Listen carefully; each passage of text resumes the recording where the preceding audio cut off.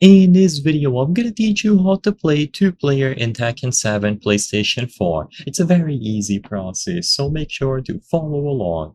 Playing two players in Tekken 7 on the PlayStation 4 is extremely simple. You will be able to do this easily by connecting an additional controller to your PlayStation 4. So to start, all that you have to do is plug another DualShock 4. You can do this through a wired connection by using a cable or wirelessly, whatever you prefer. You just have to make sure that the controller is properly connected to the console. Once you connect another DualShock 4, you will get a notification telling you to assign an account to that controller. You can either use the controller as a guest or assign a pre-existing PSN profile. Just make sure that you set it up accordingly.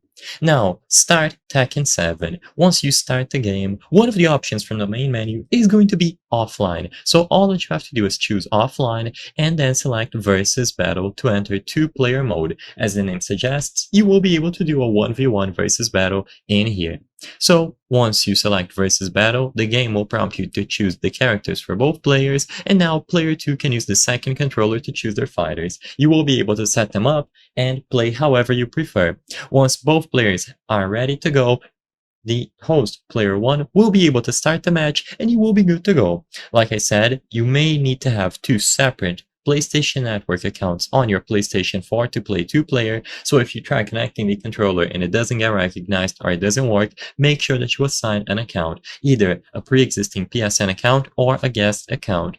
And ensure that both controllers are properly connected and set up. As long as it is being detected and picked up by the console, once you go inside a versus battle, you will be able to use both controllers to play against your friend. So you will be able to do this when you connect any additional DualShock 4 and you launch Tekken 7.